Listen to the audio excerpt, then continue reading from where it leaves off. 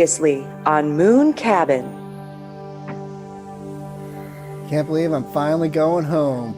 Later, Moon Cabin!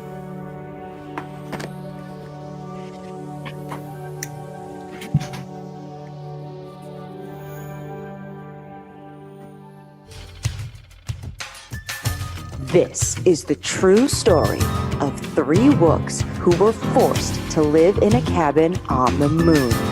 Find out what happens when moonmen stop being polite and start getting real. This is Moon Cabin.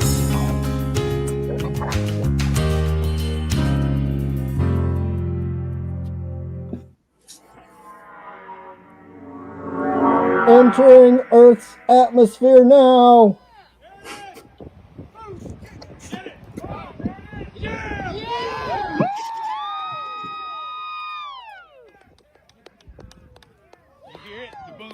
I just heard the boom. To shoot it down over the continental United States, so they waited as the wind took it out over the ocean when it was decided that that was the opportunity to shoot this down, and that's what we saw.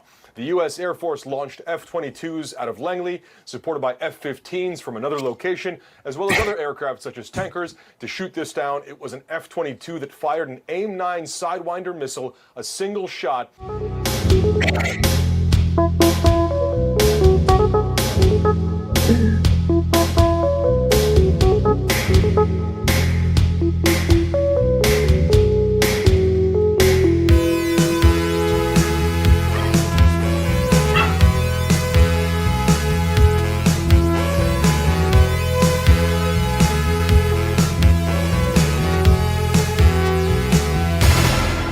wook+live.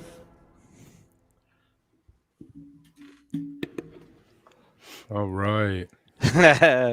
Chinese balloon. My ass. T, you survived. It's a miracle. It's a real cliffhanger. Man, it's funny because last time we did a moon cabin was, I don't know, probably like a year ago. So half the people watching probably have no idea what the fuck that was called to, but I'm not going to explain it. Just got to go back and find it. I think it was longer than that. It's been a while. That was Episode 3, season 1. It was episode 3, season 1 that we did it originally. And then it was all through season 1. So it's been 2.5 years. 2 years. Crazy. Well, welcome back to wook+live. We're joined again by Ben's, the Wody, the reigning Wody. We're going to have another casual live tonight live stream. I got a couple of topics, but if you want to kind of steer the conversation, let us know in live chat what you want us to talk about, and we can jump around. We'll try to get to the regular chat, but I did want to point out, too, there's a super chat, which will guarantee the steering of conversations. So if you're feeling a little generous, want to help us fund awesome bits like that, hit us up with the super chat. So kind of with Moon Cabin in mind and all this alien talk and the Chinese spy balloons and everything, one conversation we've been having this past week in the chat, in the thread, was about Spacey Phish jams. And just, I don't know, we've just been in like a UFO state of mind. So I guess I wanted to start off with like a little lighthearted, what you think your favorite Spacey Phish song or jam is. Can it be a cover? Yeah, man. A Life on Mars. Oh, that's a good one. That's a good one. I mean, 2001 is pretty spacey, both song-wise and like as the jam. Yeah, 100%. Mine is Scent of a Mule. Not gonna lie. Oh, that's good. Yeah, I wouldn't even have thought of that one. It's aliens are in it, right? And like suddenly I'm like, am I misremembering all the lyrics? Yeah, there's an alien. There's an alien that comes down. They hate the laser beams. Yes, that's right. T, do you know you're muted? Yeah, my dog's barking in the He's back. muted. I'm trying to tell her to shut up. I thought you had an awesome space jam. Yeah, I think Martian Monster is probably my favorite go-to now with your Trip is Short, and that's like a really good dancey space jam. They did at the Man this past year, they did a whole space theme with what's the Bowie Space Oddity. Space Oddity. Yeah. Big black furry creatures from Mars. That's a good Uh, one. Yeah, that's a Oh, good right. one. They didn't do that night. There's a bunch of. They did the same thing in Phoenix in 21. The poster was the alien poster, which is one of my favorite posters hanging on my wall behind me. But they did like Martian Monster, Soul Planet, Cinema Soul Mule, Planet. Yeah. all in the first set. Why is Jason? Why is Santos a sci-fi song? Because this is what space smells like. This is what space smells like. Yeah. Come on. Well, that all whole New coming Year's back to actually me. Mercury too. Then, I mean, I'm not a huge Mercury fan, but Is that? But It's about the Mercury planet. It's also about the substance because he's like, is Right. as edible as mercury? The lies that they feed me are as edible as mercury. right. But it's definitely Yeah. about the planet because your day is longer than your year. Is True. like- And I guess the dude with the wings on his feet too. right. They were being deep. They're naming some good ones in the chat there. Soul Double Planet, entendre. Howling, Haley's Comet. Haley's Comet. That's a good one. Is the Howling? Is the Howling a space one? Well, it was sci-fi soldiers. You could throw that whole album in. Yeah, Space just the Wolf. whole thing. Wait, I Yeah. have that around here somewhere. Oh, I don't. I just happen to have this. I did. I don't know what the fuck happened to it. Actually, speaking of the Howling, though, this would be a good opportunity to give a reminder. Foodie Kids Like has and a. subscribe.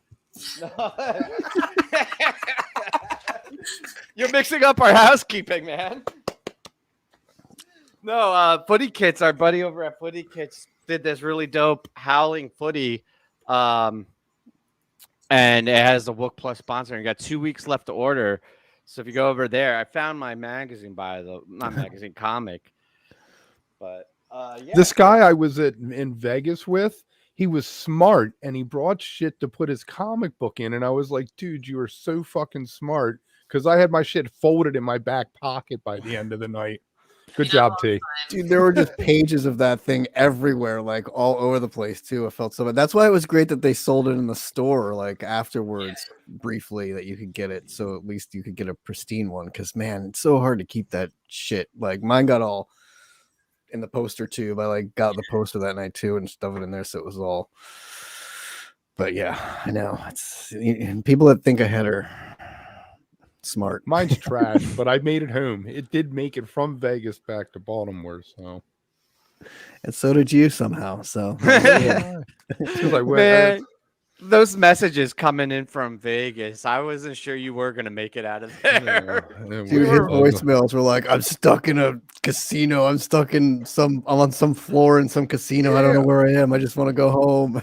It was like, Kev, where are oh, you? man. And then I ended up at the airport with just me and all the slot machines, just all blinking around me at 4:30 in the morning. And I was like, what the fuck? Get me out of here. I Didn't love you- slot machines in an airport. Like, what better way to pass the time in a fucking airport, man? It's great. I can't smoke though. You can't smoke, and I just wanted a cigarette. And They have those designated rooms that you can go into, and it's like a I hot don't think they box. have them anymore. Yeah, I In think the they got Vegas rid of those. Yeah, I think they Oh, got rid of wow. that shit. Well, I mean, if they're going to That's have them one. anywhere, Vegas would be the place that had it. The only place that has Or it, New right? Orleans. Or New New Orleans. Orleans, yeah. I think till like 2 years ago, you could smoke in hotels in New Orleans, like in the lobby. Mhm. And that shit will stick on you, though. Like, I quit smoking, like 3 or 4 years ago, and I used to not think twice about it because you couldn't smell it. But now that I'm not a smoker, if you go into a room like that, it'll stick to you forever. Like, it's impossible to get that shit off of you. I mean, I don't judge people that smoke because I did it for so long, but like at the same time, I totally see why it's like why people think it's The gross chat now. is still naming sci-fi songs, and we're I talking know they're about way better at smoking in this than airports. we are. Right, because mailbox. That's a good egg one. in a hole. That works. Yeah, Somebody said Spock's brain too. I saw up Yeah, there. That's Spock's good. brain. right. But does Spock's brain count? Because didn't they just name that song Spock's brain? Like the audience picked the name. They gave them 4 choices. Right. But hey, you know, I'm gonna I go don't with think yeah. the lyrics. I think it counts. I don't think the lyrics have anything to do with the episode of Star Trek that it's referencing. Yeah, but I still think it counts. It's a reference. It's a didn't reference. Page when he was playing with the what's that thing called? The Thermone. Pheromone. Pheromone. That one year, didn't he play the Star Trek theme on that thing one time? Yeah, he was doing that, and he did Over the Rainbow. He did a few times. That's what he mostly did, was Over the Rainbow. Yeah.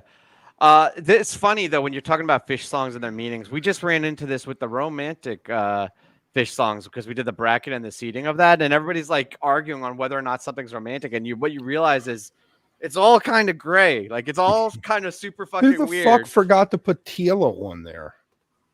Well, you and me and Ben's and Contact did literally make it on us. there. Yeah, I know, that was funny. And what's funny though too is to your point, Tim, when we started going through that and talking about it, how many songs are kind of in that zone. Like you don't realize how many Phish songs are a little romantic and have like that theme to it. It's funny. Yeah, I mean, what was that? We did 16. We left out 4, and there's probably another 4 that were like could have gone. So like 24. And I was like, that's a lot. But then I'm seeding the main Phish bracket, and I'm whittling it down from like 400 songs. So it's like, it's all percentage. You have a lot of fucking music. I loved the people who suggested Contact as a love song. Like, I get it. It is to your car. But it reminds me then of the Queen song, I'm in love with my car. Just like, oh. Isn't there a TLC show about that? Like, I'm in love with an inanimate object or something? Oh, I don't know. I'm in love with my bong. Speaking of weird, TLC has that market cornered. They do. Yeah, they do. Yeah, the Learning Channel. I think it encourages They never needed people. to know. I think it encourages people to do dumb shit though. Like they watch that TLC show and they're like, I can do some weird ass shit and get on TV. I could eat 2 rolls of toilet paper every day and get on TV, but do I want to? At what cost? Do I want to be that person? Exactly. I feel like that's not a good move. That's gonna fuck your digestive system up. It's gonna fuck Can't up. recommend that. Yeah. Cool. All right. So I think this is a good time to do an awkward segue into the next segment. And luckily, Ben's brings some production to this team, and I'm really pumped about this. We actually have a prepared bit. And Kev, you're going to be involved in this because I think T and I know the answer, and you don't. So we're going to throw some things out to chat, some questions, and I'll let Ben's explain the whole premise. But you're going to be the first representative to participate while they're participating, if that makes sense. Makes sense? So, cool. You want to try? I mean, you don't have to. I'm not going to force you to. Sure. I think Kev's gonna be game.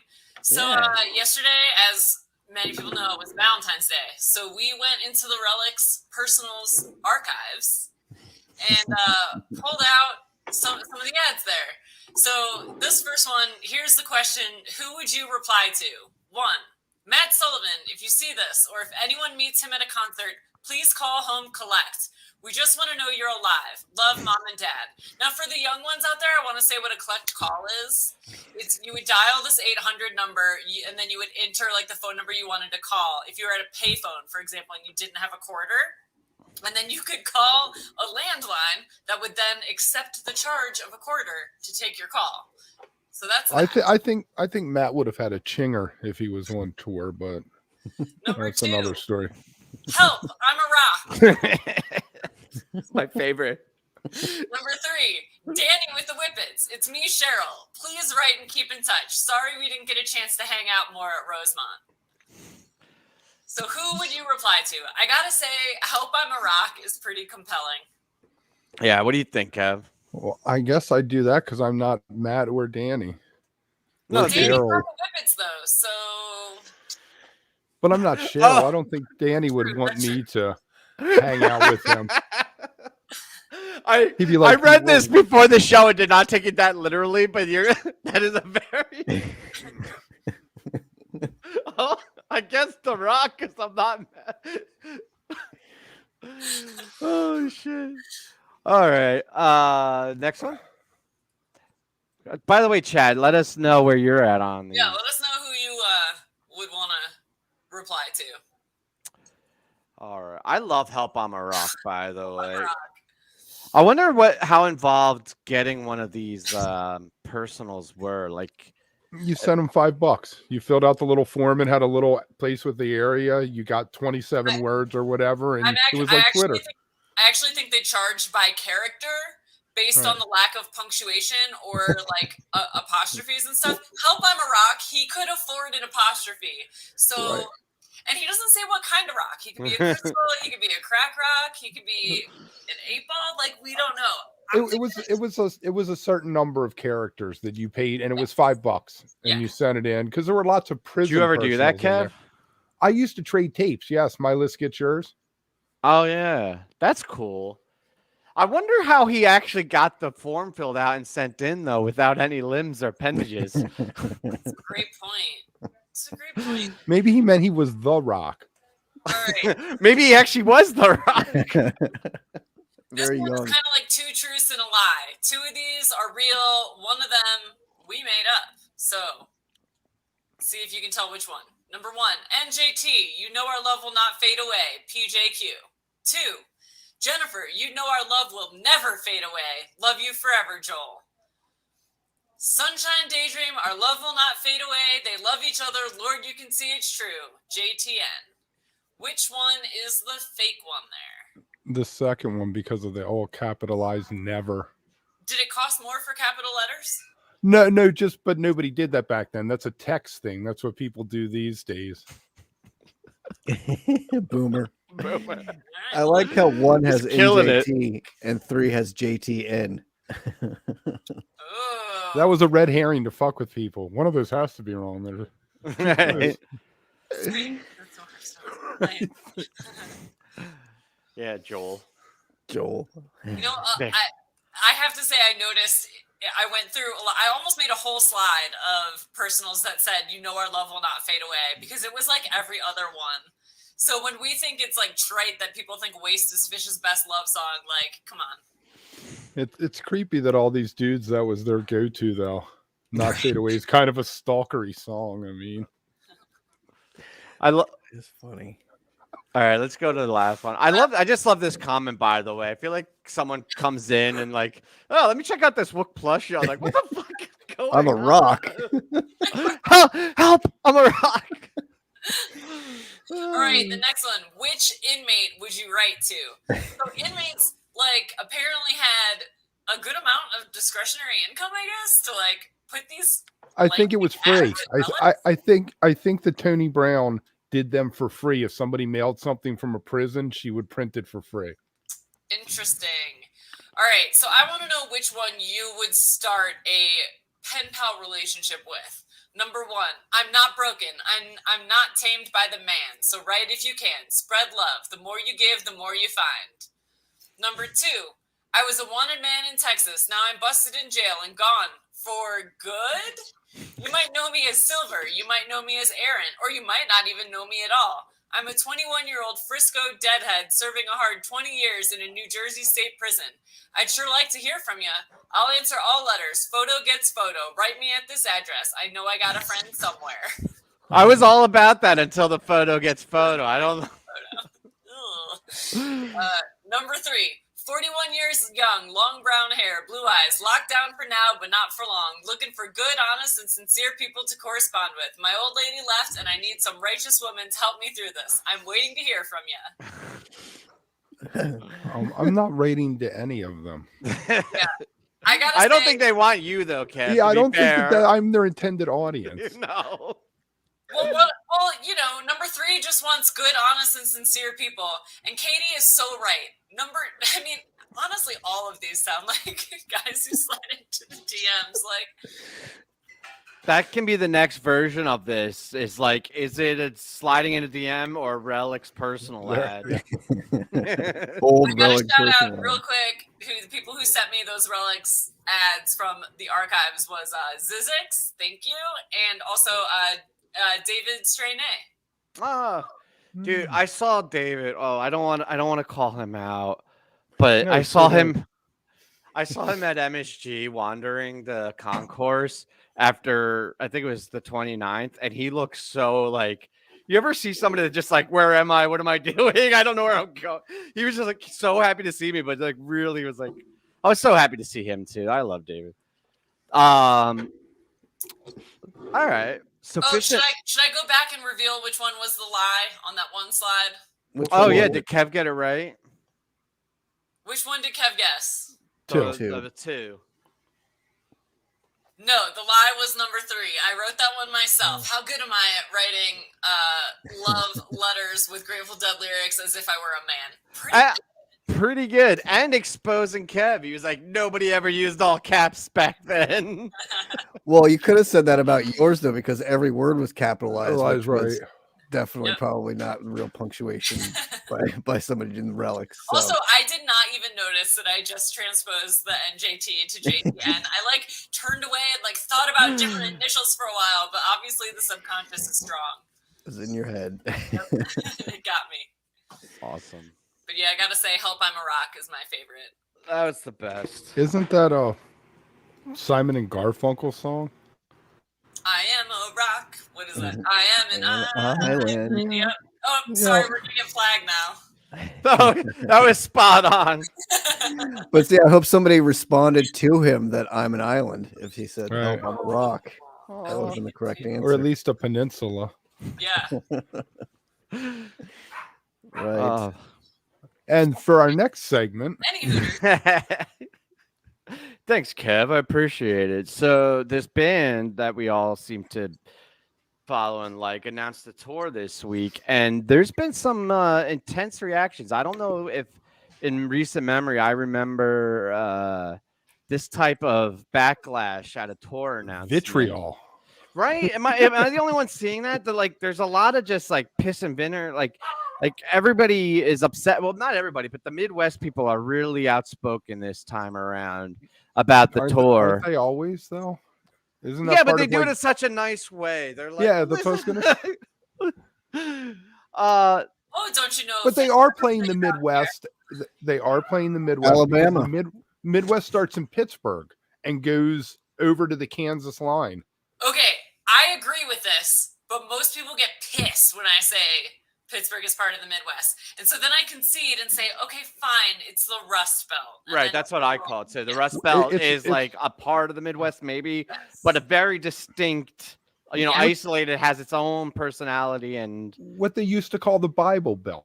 Well, it's different. The Bible it's Belt, very different than the South. Bible. But it is The Bible interesting Belt was. because the Midwest covers this big swath of land that really should be divided up a little bit more. And I do think the Rust Belt should be part of that because Detroit, Cleveland, Pittsburgh, Rochester, Cincy, Columbus, Indianapolis, they're all very similar cities. Yeah. That's my take. Yeah, but I think aside from calling out the Midwest, there is something to be said about this being a weird tour and it's kind of like the Marvel syndrome of the hype getting ahead of the reality. I feel like if this was 2017 or 18 or 16 or just a random year in 3.0, people might be disappointed, but not, make a huge thing out of it. But there are two things going against it. Was 21 and 22 had monster tours that were evenly distributed fairly. And then Except also for the Midwest. well, but 21 had a lot of good Midwest shows. And actually last year too, they had Alpine Valley and Blossom and Deer Creek and yeah, they were all over. And then the other thing is it's Fish 40, right? When the New Year's run is it wasn't even oh, we know it's the 40th. They're owning that marketing and branding. They use the hashtag every goddamn day. They are leaning in on it. And then they're like, hey, celebrate this anniversary with us unless you're from, these 40 states. And then fuck you guys. So how really many they're shows? 40 states for their 40th. There you go. How many shows have they announced? Do we have a 23 total? Yeah, there's 23 shows for the summer tour, Okay. right? Not 23 venues though, because most of those are Right. multiple. Yeah. I mean, MSG is 7 and Dick's is 4. The And Man what's is spring 2. tour? Syracuse towar's is the 8. only single. Yeah, Is 8. Syracuse So is the so only we have single. 4 plus 8 is 12 plus 37, 27, 37. We did this last week. Are you gonna figure out how many to get to 40? Yeah. How many do we have left? I think we only have 1. So, You think we're gonna forget Mexico again? Because no, last time I we said did this, Mexico. 4 and 8 is 12 plus 23. You said makes 35. So a 5-night New Year's run. Boom, 40 shows. Well, what about Halloween? yeah. What about Halloween? I hope they do They Halloween. ain't doing Halloween. This is the worst theory, and we keep going back to it. There's no way that's I'm gonna what's make it gonna happen. I'm making the point fetch I will happen. make about these tour dates is that everyone who's got a guy and their guy told them the rumors and the rumor was another baker's dozen, your guy was fucking wrong. So stop tweeting about what your guy says, because he didn't even clue you into the West Coast tour dates either. That's true. Although, unless we're your guy, if we're your guy, we were right. So you could keep coming back here. We're allowed to be your guy, but your other guy, that's your guy. Fuck that guy. Not all guys. Hashtag not all guys. Well, our guy's a girl, and she's with us, so you know. Yeah, I think the thing that like really sticking with people is MSG. I think that's like the one thing. Like if they did the rest of the tour and didn't do the Midwest, but weren't doing 7 nights in a row in New York, I think people would be like cooler with it. But at the same time, though, like Trey on his off time is at Rangers games. Like I feel like that's all he does. He loves like MSG. a dozen times this year, there's been pictures of him at Rangers games. He literally cannot get enough of that venue. So I'm not surprised in the slightest that he wants to have more shows there. They should make the Trey Anastasio suite, and he stays there, but during shows they rent it out for like $500,000 a night or something like that. I gotta wonder if they're like testing the waters of what a residency would go like. Because a whole year at MSG, that's the only place they play. I mean, two things that kind of line up with that. One is it's kind of odd doing in like MSG, but indoor show in the summer, you know, I mean, especially that when you could do outdoors other places. And two, so coming off of, you know, obviously the April New Year's run last time that got moved, but then MSG New Year's this year, which just happened, then 7 shows over the summer. Does that lead to more MSG shows for New Year's, or do you think this year maybe New Year's will be moved somewhere else, somewhere like Miami or someplace else, since they're doing the 7-show run there? The Sphere. I mean, I could see that more in the fall or something, you know, but that would be because you can't do less than, what did we say? Like there's a minimum amount of like shows. 9 But shows. it's not a 9 shows. residency, according to you too. Right, but you still have to do 9 shows there to make it worth. So like you're not doing a 9-show New Year's run in December over that time. So I don't see that happening. Special Christmas Eve performance. They've never played on Christmas, I don't think. It just occurred to me, if we're gonna, you know, wildly speculate or whatever, I wonder if there was a certain number of shows in 2020 they were gonna do at MSG or with that group that got canceled that now they're like making up for or have to make up for or something like that like maybe has just taken a little bit longer. Contractually they were. But yeah, but I could see them having agreed to some kind of contract in 2020 of doing however many shows somewhere or with that MSG entertainment group or whatever that obviously got canceled and pushed, and maybe now they have to like fulfill. I don't know. I wanna. I don't have a guy, so I don't know. I was gonna say I talked to somebody, but I feel awkward saying it now because I don't want to say my guy because you made me, you know, I feel like embarrassed. I don't want to say, oh, I talked to a guy that knows and he's my, you know, but there was a guy that knew something that I talked to, and he explained to me that there's a cycle that they do on the contracts, right? And that's why it's like 3 or 4 years or whatever, and then they have to renew it. And that this past December or New Year's run, they just renewed a new cycle. So these shows in 2023 are starting a new cycle with MSG Entertainment. Okay. And so actually, the other point he brought up too, though, was that it's not just MSG. And on first, you know, glimpse, you're like, well, Phish isn't going to play Radio City or Beacon, right? Because they're the other one. Maybe the Sphere. We've talked about that. But this is another interesting thing that came up with this tour. They're not playing the last Sunday night of the run. And I was like, why the hell are they doing that? And somebody had mentioned to me on Twitter that maybe it's another Sirius XM exclusive show, and that kind of show I could definitely see being at the Beacon or at Radio City, where it's like a private, which if Maybe you think people are pissed now about MSG, they're gonna be fucking riots in the street if they do that. Listen, I think they're playing a secret wedding with Dave Matthews and Bob Weir. All right, that's probably what's happening that Sunday. So Dave Matthews is marrying Bob Weir. yes, that's exactly what I said. Nice. Put that on the fan TMZ, whatever. Yes. But it also leans into the whole tour, what we talked about a while ago, about the way that they're kind of doing shows now and playing more in 2 shows pretty much in a city, or 3 shows, doing more runs in every city and not doing just one night here and then traveling and doing another night here and then doing another night. It's a lot of 2 and 3 night shows. So they're like staying in places and doing a couple nights, 3 nights, a couple nights, one off in Syracuse, which is the random one, and then the 7 at MSG. So I think, and even out here on the West Coast, 2 in Seattle, 3 in Berkeley, and then 3 here. So it's kind of, they've got this thing where they're sort of playing less venues but more time at these venues. So yeah, I think maximizes their profits. absolutely. Phish is at the point in their career when they can do whatever they want, honestly, and we can like it or not like it. And obviously, a lot of people have a lot of things to complain about. Every day is Festivus when you're a Phish fan, but I like this move to like a few nights in one place and like bigger gaps. Like personally, that works for me. Yeah. But I also like have never understood, like, Phish's tours are always like geographically insane to me. Like the way they do things, it's just like incoherent in some way. But I feel like they're giving kind of the Midwest the treatment they give the West Coast of like, okay, we'll play you every other year, and like maybe throw you a bone here or there, but like it seems like it's kind of every other year. And Probably so, switching off with the West Coast, actually. You Right, know, do a year out west and do a year in the Midwest.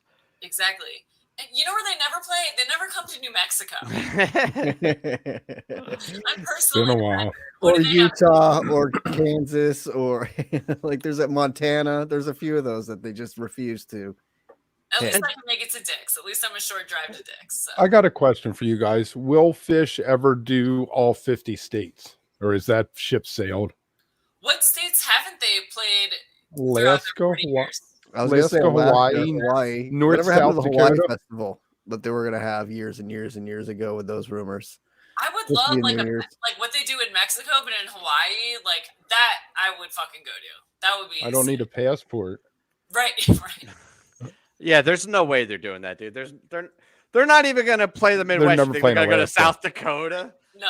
I mean, I would play Idaho, Ohio, yeah, I don't know. Maybe Idaho. but like I'd maybe go for Phish. I don't know. There we go. The jam cruise from Alaska to Hawaii. That would be honestly pretty sick, though. That would be fun.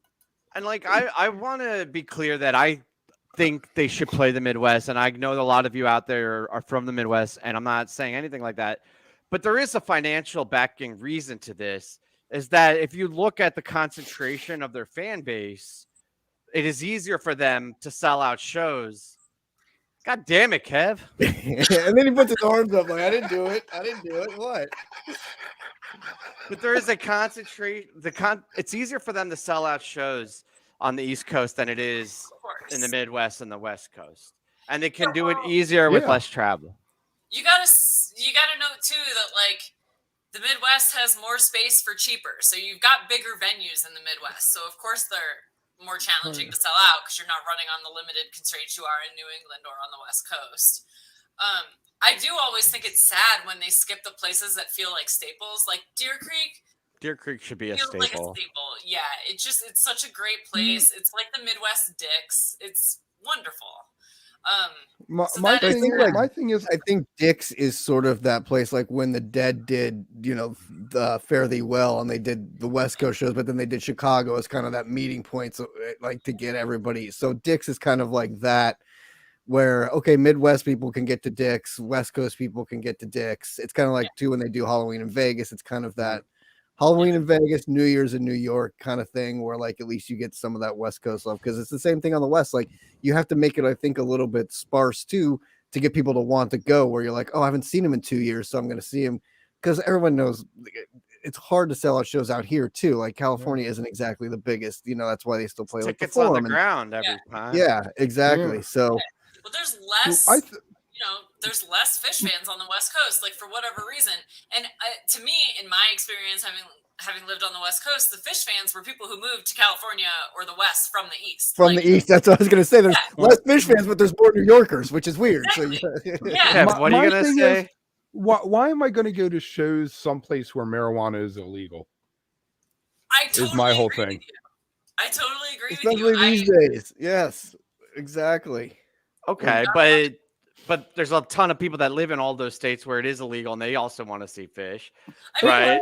Alabama, though, like Alabama. Yeah, no, I know.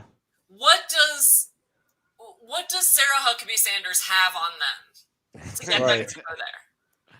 I don't know. Yeah. Or is that Arkansas? I That's don't know. I mix Arkansas. them up. That's I think Arkansas, she- and they oh, ditched she's- Arkansas this time. But yes, Alabama's in that same boat, right? Like it's, Alabama, Arkansas, whatever. I do, but I think Deer Creek is a different than all these other ones, Okay. right? Like I feel like Deer Creek, Vegas, MSG, Dix, and Deer Creek are like the four horsemen of venues in my mind. That should be the staple every year. Like I think New Year's should be an MSG, not the Merriweather? summer. No, Merriweather's a good venue. So is the Man. So, like there are a lot of good venues, but they're not the four staples. They should do Halloween in Vegas. They should do New Year's in New York. They should do Deer Creek in the summer, right? Like, and they should do Dix on Labor Day. Like those are what keep us all locked in and grounded and on the right path. And then you can switch up how you infill it. well, and now lately too, Mexico in February is sort And of- Mexico in February. Okay. So that's why it's I not forgot Deer about Creek. Mexico, T. See, God everyone damn forgets it. about Mexico. That's why it's not Deer Creek. Mexico is the other horseman of the apocalypse there. Yeah, Mexico killed Deer Creek. I mean, those are great as staples. I agree with you. I think those would be, if those were solid every year and we could count on those every year and then they fill in otherwise, I would be happy. Everyone else would still fucking complain, but what are you going to do? Because like also too, you think about like being older, like the fan base being older with families and working and stuff. It's not like, you know, back in the old days of being in school and shit, you just get up and go and you have the summer off or whatever. The nice thing about Dix is that you know and it's reliable and you know when it's going to be and you can plan ahead, get your Yes. PTO in early. And the same thing with MSG and everything. I feel like, I don't know, I'd be down with some of these locked in weekends that are just kind of, you know, they're going to do that. And then you could add the spice in between. Yeah. I don't know. Agreed. It does. It isn't like the old days where you're kind of, and again, the one-off shows, right? Like you're not going from like Red Rocks to Nebraska to Kansas City to like, you're not doing those one-off quick, get in the car, drive around. It's sort of these 2 nights, 3 nights, and spread out a lot more now too. So, Yeah. You guys know. want to do some more wild speculation? Yeah. Just some crazy, outrageous, unfounded. Can we talk Nutty. about that The Bethel? Bethel? yeah. Let's talk Let's about definitely Bethel. talk about that because that's some interesting shit for sure. Yeah. So there was an article that came out 2 days ago on the 13th, Monday, where it's Mid Hudson News, which is the Hudson Valley Catskill region, local news source. Shout out to journalists keeping it real. And they talked to CEO of Bethel Woods, Eric Francis, who did a little vague tease of a festival coming to Bethel Woods. And the weird thing about it is the wording is it's hard to tell if there's multiple bands with a single stage or one band with multiple stages. It's kind of a weird thing. But as soon as this went out, about a dozen Phish fans hit Reddit and PT and all the places that people share insider information. It was like Phish is going to Bethel Woods for a festival. And then at the next day on Tuesday, they announced the tour and there was no Bethel and there's a large gap between MSG and Dix. And then, so of course that just added fuel to the fire. People are like, of course they're going to go to Bethel. Well, the Bethel, that article did say sometime in mid-August was going to be the festival, and the main he said the main stage will be where the Woodstock stage was, closer to Well, where here, let me read the Woodstock- quote so we get it exactly. Yes. In a few weeks, hopefully we will be announcing a new multi-day festival in August for the main stage will be on the original 69 field, which has not been the case for decades. So we're very excited. That's all he said. That's all I said. So inferring from that is it one stage with multiple bands, or is there other stages and the main stage is going to be on that location with multiple bands? Or is it one band, one stage, and a festival for that? There's a lot to come out of that. There's a lot to infer in there and a lot that you can extrapolate from. And it was It's going to be the Foo Fighters. it was very vague. Exactly. It's another Woodstock 2023. Unfortunately, it's going to be some local radio stations like teeny bopper / emo like fest, right? Taylor Like, Swift. Or it'll be like Woodstock 900 and they're going to have like the Guess Who oh my God, with only the bass player left. Well, it's funny though, because that's actually what made me kind of jump on the Phish idea. When I first heard it, I was like, this is just a weird, like narcissistic, like Phish fan thing of saying, like, of course it's us. Like, right outside of our bubble, like that's not the big special event that a venue is going to announce, right? It's going to be like fucking Taylor Swift or something. But this is a very sensitive community because of the Woodstock history and the different events. And I don't think they want to do like rock and roll or a super big poppy type of thing. I think they're going to be very selective in what they bring back to that stage. And the one thing that I think, precedes us reputation wise is how well the community treats, the Phish community treats the community that they go into, and kind of how welcoming people are for us. Sorry, except for Red Rocks. So I don't know. I feel like there is maybe a kernel there that I could buy into, of like, hey, if they're going to bring people in for the first time to that level of doing a festival. Also, my thing, every time somebody asks me about the festival, I'm like, no, it's not happening this year because the permits always leak, right? And like the timing. But they pulled a private permit, or are pulling a private permit. And the way they have it, since it's not being done by Phish Inc. or a band, and it's being facilitated by the facility, they won't have to list, I don't think, the artist. So that's could be the caveat, or like the workaround of how to get it without the permit leaking. But it's very X-Files. Like, I want to believe, right? Like, to your point, like you get that feel. You're like, oh, so many things line up. It's the 40th, and they need a festival, and the August dates line up where there's the gap, and so you want to believe and you want to lean into it. But to your point too, Tim, is it's like it could be so many things, right? It could be who knows what, some kind of local band or whatever. But yeah, it's fun to speculate though, because it's out there and it's something interesting and something in the wind. It's so gonna it's be fun. Queens of the Stone Age and Foo Fighters. Exactly. That would be pretty cool though. yeah, Well, the drummer for Queens of the Stone Age is playing with Foo Fighters this summer. Every stop that Foo Fighters is playing, they're also playing the same festival. That's actually really cute. Yeah, that's neat. So. That's cool. He's going to work. I think if anybody can step into those shoes, He will, definitely. They're awesome. I saw them at Coachella a few times. They're great. Yeah. I guess the last thing I think about this Bethel thing is I love it let's as an talk about idea. Phish. It's like, oh, that's sweet about Foo Fighters. Back to Phish. No, okay, but in general, though, I love this venue so much. I think if you haven't been there, it is a fantastic venue. It is absolutely beautiful. It is really comfortable, and it's kind of in the middle of nowhere, and it has a really sweet vibe. And I would love to do a Phish festival there. Is marijuana legal in New York? Yes. Yes. Yeah. Kev's in. I'm He's there. there. That's all it takes. He's in. Let's rent an RV so we don't get caught in like 110 degrees sun in the middle of August. I'm sold. Or I'm in the done. rainstorm. There are a lot the of mud. trees, though, too. That's the thing. There's a lot of cover, a lot of shade, which people like, even when you're not the one providing it. Terrible song. Terrible lyric. Terrible lyric. I hate that. Oh, man. Cool. But What it would be else? fun. I wonder, when did they say that announcement's coming? He said soon or something, right? What did they say? The next Shortly. one. Yeah, he said, hopefully we'll be announcing a new multi-day festival in August.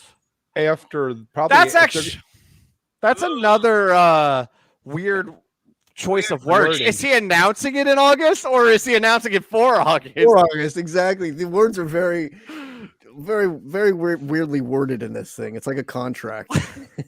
So they aren't going to be playing in the actual venue, though, Tim. They're going to be playing in a damn field somewhere near the venue. Was it called the 69 something? It's where it's the location that the stage was at for the original Woodstock. No, but Kev, it's like a whole compound. They have multiple stages and a fence and a museum and like all these like wooded areas. It's beautiful. The drummer for Gorilla Toss works there. And that's how they ended up opening for Phish last summer, playing out in the parking lot. Oh, Playing in the parking lot is not opening for Phish. Well, when I talked to him, he said we opened for Phish, and I was like, I'm rolling with you. I Open mean, for I Phish. see Good why for you. you said that, but we don't need to say that. Also. That's amazing. Nice, Ben. Kev's the guy that's like, oh, my guy. That they played there in an official capacity, in as much as Bethel paid them to play on the stage where everybody It was wasn't walking in. To be clear, all right, I got to clarify if you haven't been to Bethel. It's not like at Dick's. Sometimes a band sets up in the actual like shakedown. When you first enter the compound, there's a small stage off to the right and a big grass field that you have to walk through.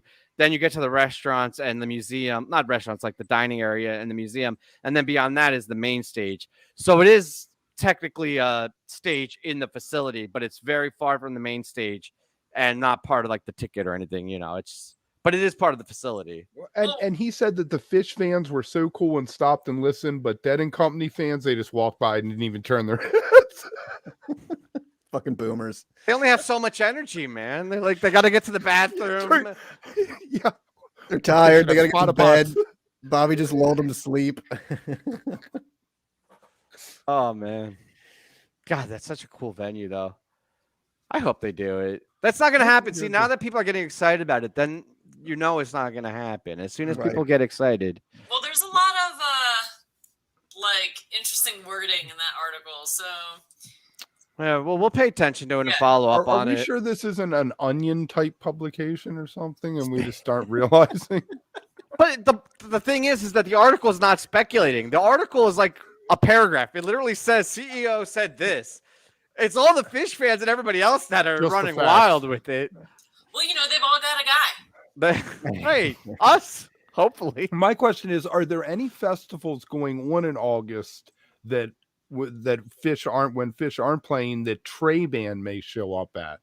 See, that may be the thing we hear next. Trey announces more dates for after. You're the guy I would usually ask that of. You're our guy. I'm trying to. You're our guy, Kev. Why are you asking me? I'm trying to think. In August, there aren't that many, but there's got to be something going on. I don't know. In those 2 weeks or those 3 weeks between MSG and Dick's. Yeah. Between the 5th and then the 30th or whatever. I figure we'll get Trey dates, if anything, not a Phish festival, but or like we said, on that microdose thing, like Mike solo somewhere, Trey solo somewhere, those kind of shows to fill the gap if there's not a festival or something in between Dick's and MSG. You're right. I know you're right, but I would much rather get some Vita Blue and Oysterhead. If you're gonna fill it in with side projects, give me the shit we actually want. Fair enough. Vita Blue would be good. Like that would be fun. Like Paige hasn't done much since. I liked Vita Blue before he added the guitar player, when it was just bass, drums, and keyboards. Yeah. The last time I saw him, I was a little. I don't know. I agree with you, but I didn't hate the guitar. I mean, I don't think it I still think Vita Blue is my favorite Phish side project, though. Really? Yeah. Now that we talked about that too in festivals, do you think Phish will play Jazz Fest ever again? No. You don't think so? I don't think we can say never with a band like Phish. Right? That's what I was thinking too. Like, I feel like they could definitely pull a Jazz Fest again, go down there and play again. Yeah. But was that what they played there twice, right? I think so, yeah. Huh. I don't know. I want to go back to Vita Blue too in a minute. Okay. Go ahead, talk about that. That's what made me think of it, Tim, was I was right, thinking of Paige playing down there in New Orleans or something. And I saw Vita Blue one year down in New Orleans. Yeah. It was pretty cool. Yeah. But anyway, I was going to say 96 they played because they were on the Ascension. They wanted to get their name out there, and it was a prestige thing. I don't know when the second time was, though. Was it 2000 or? It was later. Yeah, I don't remember. It would be great if we had a producer. All right, Llama. Paging Ghost to Llama. So Vita Blue. What is O'Teal doing after Dead & Co? Has he announced any projects? And Friends? Well, he's just releasing an album where he's covering all Dead ballads that was produced by Alan Evans, who was the drummer for Soul Live, and he recorded it up in Iceland. So I bet he tours on that. Yeah. Yeah. Would he tour with Alan? No, Alan does not tour anymore, from what he told me. He said he just likes to hang out in New York, and he'll do Soul Live shows in New York, and he produces. And man, Krasno's been blowing up lately since that guy got married. Krasno's everywhere. He's everywhere. What a Grammy! He's like on fire these days. They need to get Soul Live back together and do some Well, shows they're again. playing the Blue Note, a residency over 3 weeks, like 4 nights a week for 3 weeks. So if you want to fly to New York in July, there's your chance. I wish now that's what always reminds me of Jazz Fest. Like I've seen those guys a few. That's Jazz Fest. I've seen Chicago Jazz, but man, those guys, I miss those original. That Soul Live lineup was just sick. It's a good time. All instrumental's tough to sell, but I love it. Oh yeah, but so good. Certain bands can really pull it off, and those guys can really pull it off. You know, if you don't pay attention to lyrics, every band is all instrumental. I guess. Songs have lyrics, so people will pay attention to the music. That is the worst take you've ever had. That's And what you've had Bob, many terrible takes. you know who I got that take from? Bob Weir. David Byrne. Well, Does that okay. make it better? No. No. I understand why he would say that, but no. I feel like the music is why people pay attention to the music. The lyrics are just so people can emote and be emotional and shit. I want to see the Jay Lane, John Mayer, O'Teal power trio. That would be That cool. would be hot. Let's drop the Right? boomers and just tear it up. All these Totally. musicians should just go unnamed in projects, right, to like a festival and just do a mix up, different supergroups, like a Russian roulette of supergroups. And like you have no idea what the lineups are going to be for each set. Like they draw them like a bingo or draw them out of a basket lottery. or something. Yeah. I know we're running out of time tonight, but I think another topic should be what is your dream supergroup? We could do that. Write your own supergroup. Can they be? They I'll have do to be that. You want to do alive? that? Let's do that. I'll start. I'm going to go Alright. Fish on John Kit. Fishman. Yeah, dude, he's the best drummer. He's absolutely the best drummer. It's not even close. Right? Like you think about all the other, I think you could find an equivalent or better bass player to Gordon, right? Like I'd actually take O'Teal. Clemente on keys, right, Kev? Yeah. You know I'm going Yeah. the White Wizard on keys. Well, see, I'd probably drag Medeski into it, Yeah. I put Rick on guitars. That make me like cancel. like from Goose Rick. Yeah. Ooh. Fuck yeah, he's fucking shreds. You're trying to sell out the venue instead of have a. Oh. No, but I mean, I think that are you allowed to have two people from one band? Because obviously I take Trey, but if I had to choose one from each band, You I can would have choose two guitar Fishman. players. Some bands have two guitar players. No, I don't want that. I want Rick and O'Teal and Fishman, and who do I need? Clemente probably for keys. Then did I steal yours? No, not at all. I would go with. This is out of jam band people. Is what we're doing. This can be whoever you want. You can There's- be whoever. Okay, well, I would like to have Bramford on sax, Bruce Hornsby on keyboard. You're bringing in a horn section now too. Huh? Yeah, Jay Lane on drums, and Don Was with the stand-up bass. So you'd have drums, piano, sax, and keyboard. That's a hot group. I would dig that. Claypool would be a good bass player. I agree, Michael. But then Or he'd sing. or Rob from Mo, I think would be another good bass choice. He's really fucking. What if you just great. kept it as a trio and you just went bass, drums, keys, and just left it as a little? Medeski, you did. London Wood. Dude? I was gonna say, you're gonna just list Vita Blue. I don't wait. Who drums for Vita Blue? don't even Russell remember. Batiste from the Funky Meters. Oh yeah, he's The fucking young great lion, Russell too. Batiste. Yeah. He's fucking great Right. too. He was all fucked up, stood on top of the drum on the seat when I saw him in New Orleans, like in the middle of the show, and started like screaming. It was like he was just a man possessed. So weird. There you go, That's Lady where it's Gaga. coming from. Dude, Yeah, these are mine- good. Mine would be almost exclusively women. I'd absolutely have to Right. have Grace Potter. I'd want Lucius as backup singers. I'd want Susan Tedeschi there. Lizzie She's or awesome. Karina Reichman or both. I don't care. Double bass it. I don't give a fuck. I can't, off the top of my head, I cannot think of a female drummer. Raina. And the first drummer I went to was Stan Moore. The woman Nikki who plays with Punkadelic with Mike Dillon is your drummer. I forget her name, Nikki something, but she plays with Punkadelic, Mike Dillon's new band. And actually, Stan. And I Moore would is a want good Raina choice, Mullen. too. Raina Mullen on the guitar. Well, if I put Stan Moore on the drums, I'd want to bring in Skerrick on the sax just Yeah. for fun. Just because Yeah. he's like great. So I don't know. It'd be Eh. like a very girl power band, but then like you'd have a couple men as like, you know, the But Stan's chill. He's wow not. player. I don't think Stan's overstated though. Like I think he would just be chill, doing his groove. For sure. You know. He could be an accountant. If you took the drumsticks out of his hand, he looks like an accountant. But but okay. I get way too like passionate about drumming. I know people don't give a shit. But he is a fucking groove master, dude. His feel and touch with that New Orleans feel and the snare, and it's way, way better touch than most drummers. Yeah. Like I still hold Fish as like my alpha awesome best drummer, but Stan Moore is very underrated. His touch is incredible.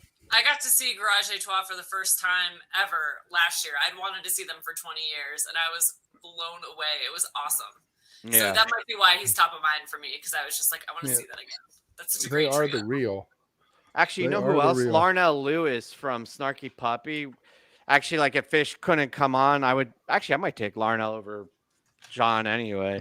Or maybe we should get off of this. I feel like See, but I think what would be fun is if you had some vets in there, but then you take somebody up and coming like a Dave Harrington from Taper's Choice. I got my Taper's Choice in there weekend, and you pull him in there and let him rip some chords with some vets and see what he's made of. Because I mean, that guy rips. So it would be fun. But to your point, Sam, again, mixing and matching on a big stage, having guys come on, get all these guys and girls in one thing and just do. Like, what about Dez? Dez, I fucking would like to see him play with these people too. Exactly. Totally. Mm-hmm. I love this game. It's like so fun for me to think about, like, what, you know. And bring in some of, Trey's Natalie and Trey's horn section, some of the horns since Kev brought in Branford. You'd have, I mean, you could really. I would easily add Natalie and Jen Hartswick to my almost all female supergroup. Hell yeah. Jay, I was gonna say Jay run up, but Jay Red's almost. But see, I don't think I would want J Rasp. I don't think I would want Russo instead of Larnell though, or Larnell, Lewis. I don't know. That's fun. It's really fun. That's a great. Join us next week on wook+live, where we just speculate. We just do different. We create super jam bands. We could do that for an hour, man. Don't forget. Oh, let us know in the comments if you're not watching this live what your dream band would be. Also, now that we're not speaking to the people actually watching, we're speaking to the people watching after the fact. Hit us up with a super thanks because we are trying to get some funds going for this year so we could do some great shit and bring you some awesome content. So hit us up with that. Like, subscribe, ring the bell. Tell your friends. Tell your friends. Tell your mom. I'm not going just yet, by the way. I want to do one last segment, but I'm glad we got that kind of out of the way. Sorry. If you do it at the end, people will just sign off. They're going to hang on for the last segment. Well, that's why I had to say that, because everybody's like, oh, no, they're doing housekeeping. I'm out of here. Fuck you guys. See the numbers just drop. Not yet. We got one more segment. Well, no, this is cool. So I'm going to give a little context or background because I don't know if everybody's familiar with what I do and like what we do each year. But around this time of year, we do what's called the Phish bracket.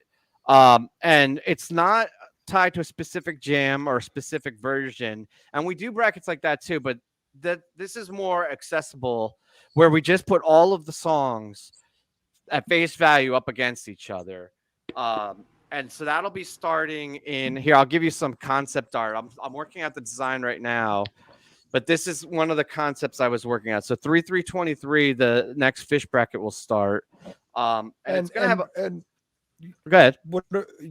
Don't forget to let them know that there are certain songs they aren't going to see that are hanging in the rafters. So every year that we do it, when the song wins, we retire it because otherwise every year it would be the same song that wins. It would be Tweezer. Right. So Tweezer won the first year. You Enjoy Myself won. Ghost won last year, and Hood won the year before that. So they're out. So don't message me and be like, "Oh my god, I can't believe you forgot Tweezer." Like, I didn't fucking forget Tweezer. I know it's a Phish song, guys. Relax. The year the Tweezer won. Yeah. Yeah. The year the Tweezer won. The final four were the four that are the winners now that have been retired. That was the right. So I have no idea what's going to happen now. So maybe Skoy's Reba will actually win this year. I mean, it's wide open for Reba. Skoy. I think Fluffhead's going to knock out Reba just to spite Skoy.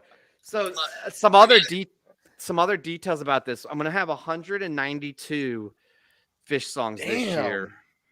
That's almost all of them. God damn. It's about half of them.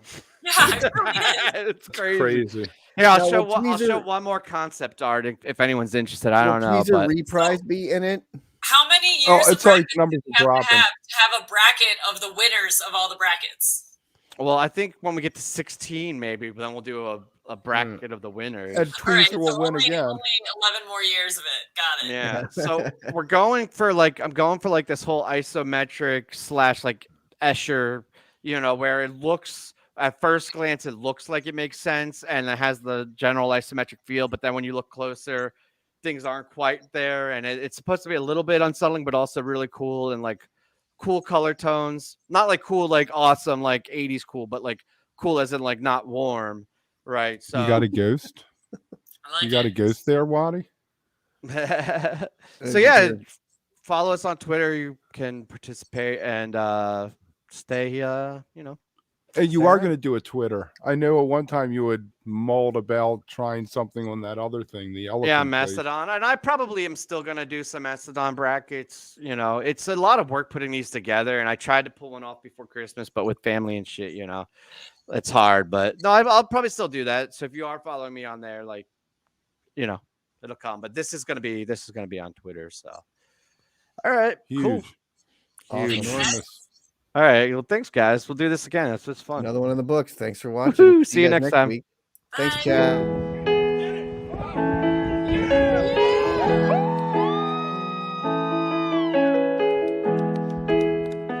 I just heard the boom. Yeah, you see shiny stuff. He got the balloon and that was I see shiny stuff. it. What is it? Top splashboard.